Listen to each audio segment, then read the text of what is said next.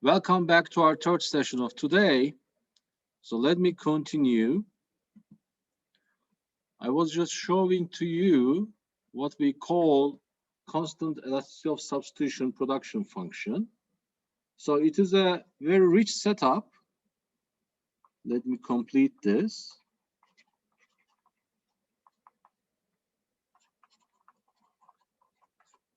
Okay. Hocam az önce seslenmişsiniz, kusura bakmayın duyamadım. Ara verdiğinizde International Econ dersine geçmiştim de. Ha, o yüzden tamam. Yok, şey diyordum, çok az erkek öğrenci derse geliyor da niye öyle acaba? Erkekler Tamam beni hocam. sevmiyor, kadınlar seviyor. Kusura bakmayın hocam tekrardan. Yok, kusur önemli değil canım. Kiminiz de açıp gidiyor mu diye de düşünüyorum bazen. Orada yazıyor Ahmet Veli. Ne bileyim ben. Ayşe Fatma. Orada mısınız? iPhone'dan Instagram'a mı bakıyorsunuz artık? Yani onları düşünemiyorum. Okay, so let me continue. This is again CES production function. CES is the abbreviation for constant elasticity of substitution. Okay, so rho is the parameter. Rho here is the parameter that determines this elasticity of substitution, which is usually called sigma. Okay, rho takes values between -infinity and +1. Okay, +1. Alpha is the shear parameter, and we have different cases, as you see. If rho is equal to 1, right, sigma converges to +infinity, which means the elasticity of substitution is largest. So which means they are perfect substitutes, right? So the production function is linear. When rho approaches to -infinity, sigma, the elasticity of substitution, converges to 0. So capital and labor become perfect complements. Okay, so the production function behaves as if it is Leontief. All right, and finally, when rho is equal to 0, okay, then sigma is equal to 1. In that case, the substitution is unit elastic. Okay, and this corresponds to Cobb-Douglas production function. Okay, so we have three cases. One is rho is equal to 0. The other is rho is equal to 1. Okay, and the other is rho is equal to -infinity. Okay, so that's, as you see, another production function that that is like an umbrella function that covers many different specifications depending on the parameter rho. Okay, now we are going to be using a production function that is usually in multiplicative form. Okay, so this will be rather typical for us.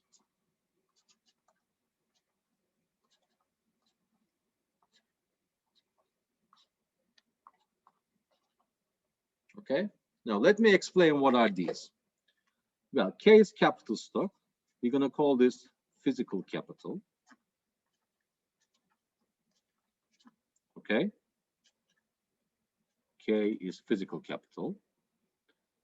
L is raw or unskilled labor.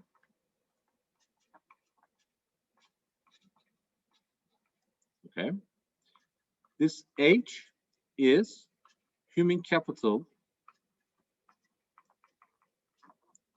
or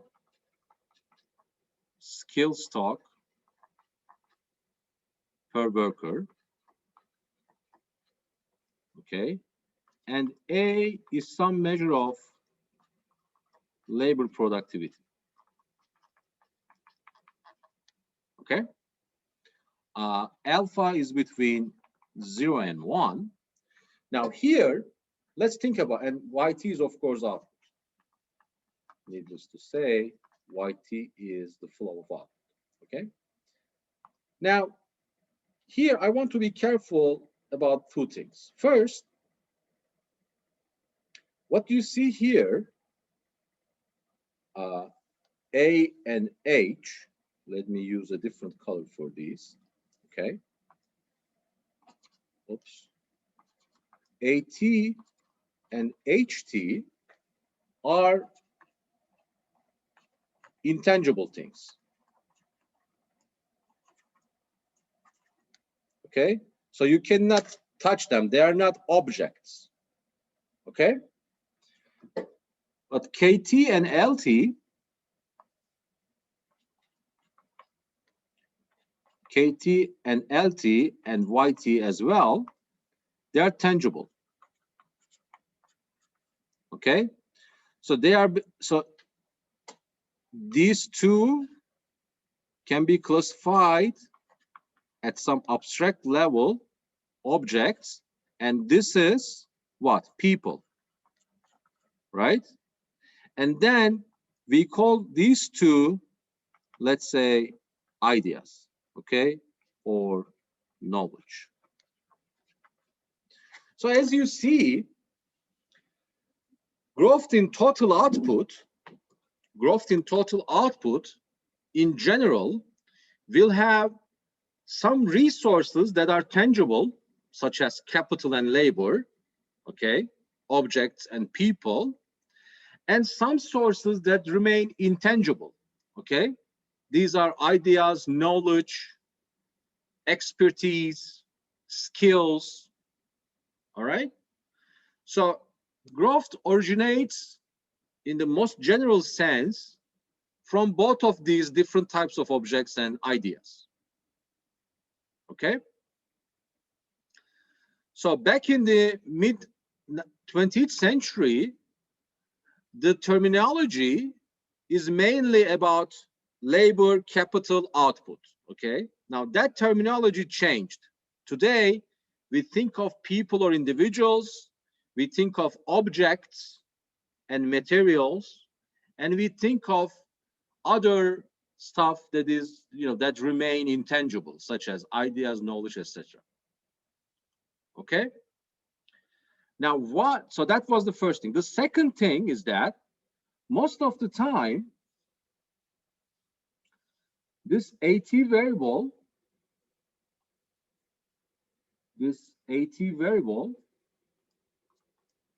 will be a residual. Why? Because it will be unobserved. Okay? So if you look at the data sources that economists use, you find capital stock measurements. How do we do that? Well, we have the investment data. So we have some idea about depreciation rates. So using the investment data and the depreciation rates, we can actually calculate capital stocks. Okay? Labor, well, we can count people. So there are survey studies, right? In each country, there are firm surveys, measurement of national output and its determinants, etc. So we can actually have some good idea about employment, working age population, and the entire population in the country. So L is there. Now H, human capital, is a very hard to measure. Is a concept, is a category that is very hard to measure, but on that ground, we also have some data, but AT is total mystery, okay? AT is total mystery. We know that such a variable that augments labor, look at the location of this, look at the location of these intangible inputs, so they augment labor, okay? So I have 10 workers, but these 10 workers each have 2 units of human capital, okay? So when I hire 10 workers, what they produce is 20 units in terms of H times L, and AT is equal to, let's say, 5, okay? Then this aggregate, AHL aggregate, is equal to 100, okay?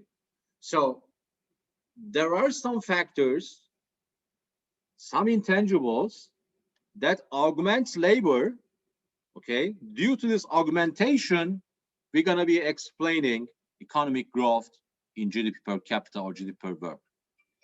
All right, so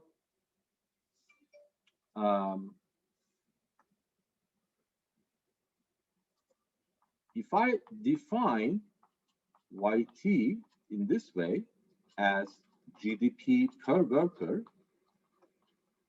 okay, what do I have? Well, you have KT to the alpha, AT to the 1 minus alpha, HT to the 1 minus alpha, LT to the 1 minus alpha divided by LT, right? So what do you have? Well, you have KT alpha, AT 1 minus alpha, HT 1 minus alpha, and careful, LTs cancel out, and you have LT alpha here. Then, if you define capital stock per worker, at the end, you will have this result.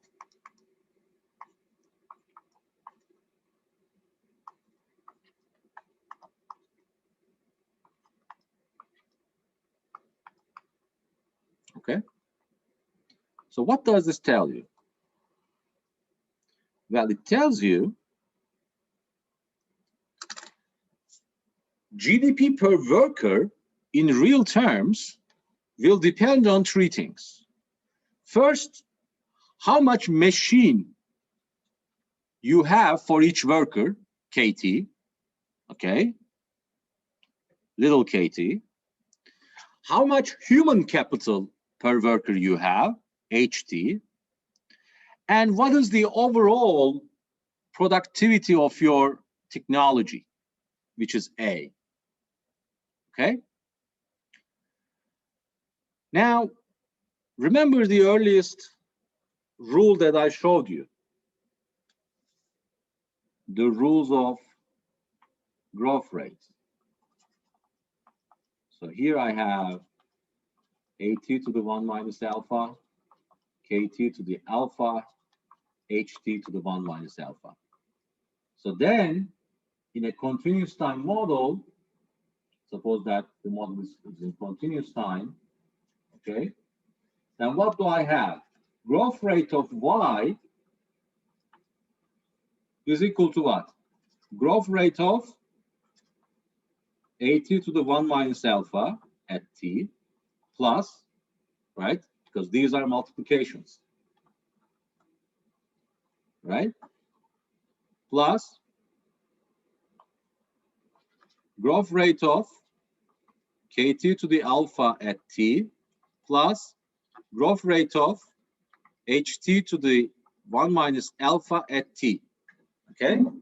Now, what are these? Remember, growth rate of AT to the 1 minus alpha. Remember that exponential rule. You have 1 minus alpha times the growth rate of A plus you have alpha times the growth rate of K, and you have 1 minus alpha growth rate of human capital. Okay? Now, this is called growth accounting. Okay? If you know the growth rate of K, okay, because you have the capital data, you have the labor data, so you can calculate the growth rate of capital. You have the human capital data, you can calculate the growth rate of this. And you have the output data, you can calculate the growth rate of this, okay?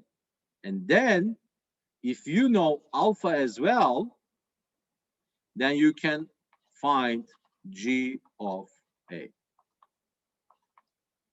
okay?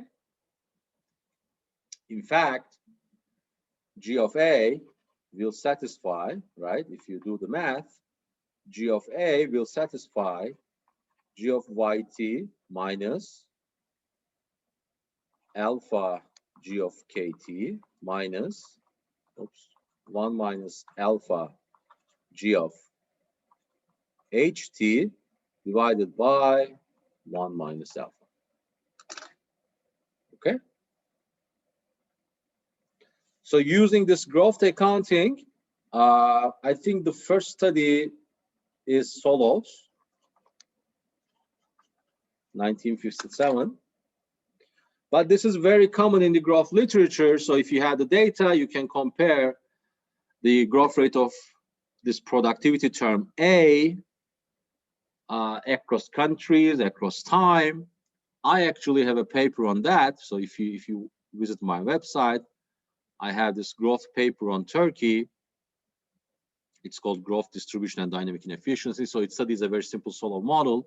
But maybe after next week you can read it, because next week we're gonna look at particularly to the Solow model.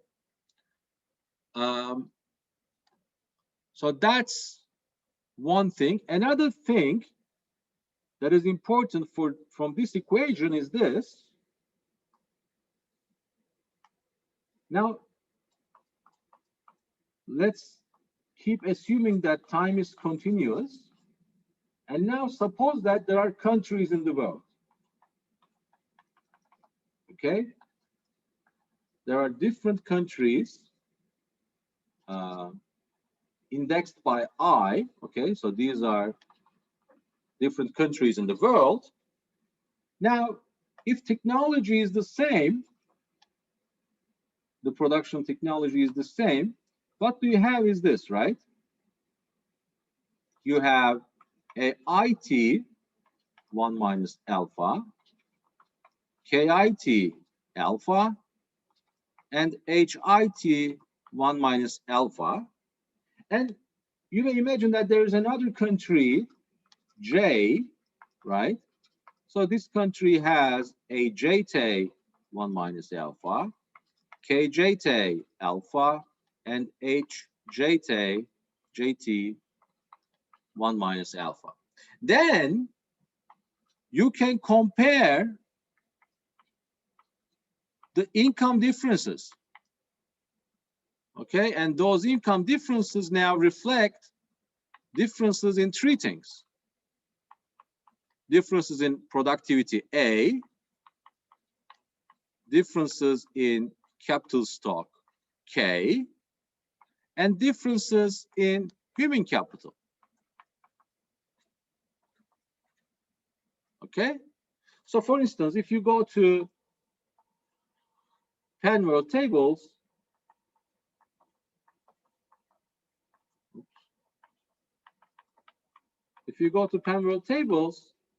you can find data on Y, you can find data on L, you can find data on K. Okay, these must be in the same currency. So let's say international dollars. Okay, constant international dollars, let's say. Okay, and you also have H data. Okay, then you can tell me how much of this, of course, Y is equal to Y over L, K is equal to K over L.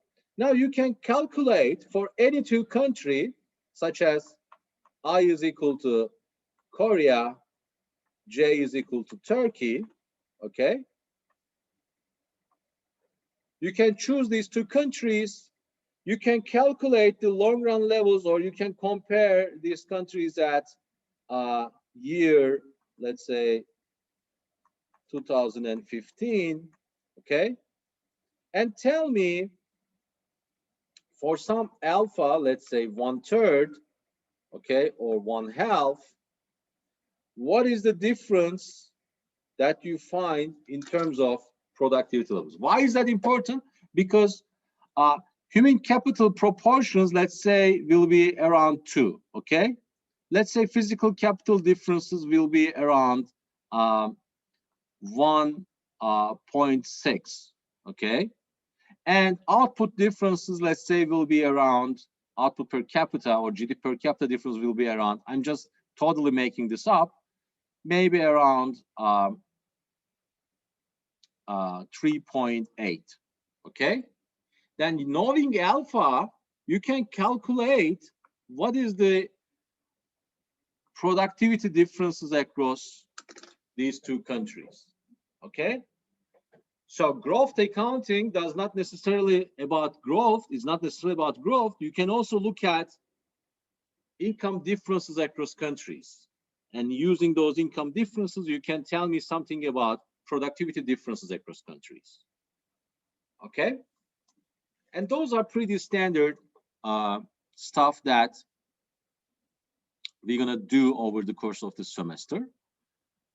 Let me now stop here, because I think it's all that I want to discuss to give you the analytical framework.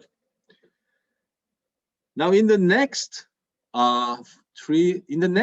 6 weeks, okay, we're gonna look at this production function approach. We're gonna identify different sources of growth using this production function framework. Okay, next week we're gonna look at K. Okay, then we're gonna look at L. Right, then we're gonna look at H, and finally, during 2 or 3 weeks, we're gonna look at A, because A, there are many different theories about A, so it takes more time. And around the midterm exam, we're gonna complete our discussion of the sources of growth. Okay. Hocam alfalar iki ülke için farklı mıydı, aynı mıydı az önceki örnekte?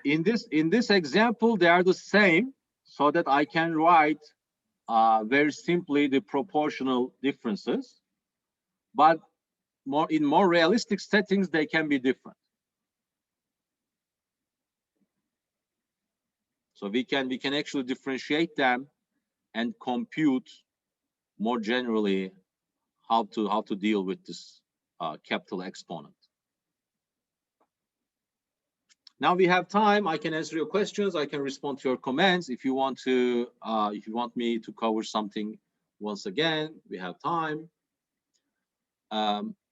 Until next week, so I want you to work on this stuff. Make sure that you understand the mechanics of all this.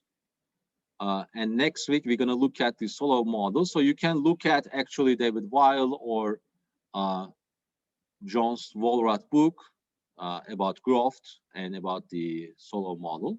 So that's the simplest model that you're going to see. But it is all essential. And once you understand the logic of the solo model, the rest is pretty simple. Okay, then. Great. It was good to have you back here in Economic Growth. As always, I'm uploading this stuff to YouTube and then share the link with you in the online education platform that we are using. So next week, Wednesday, 1 p.m. again, we're going to continue with capital accumulation. Okay? Teşekkür ederiz hocam. Kendinize iyi bakın. Hocam. Görüşmek üzere. İyi çalışmalar, iyi dinlenmeler. İyi günler hocam. Bye bye. İyi günler hocam. Hocam.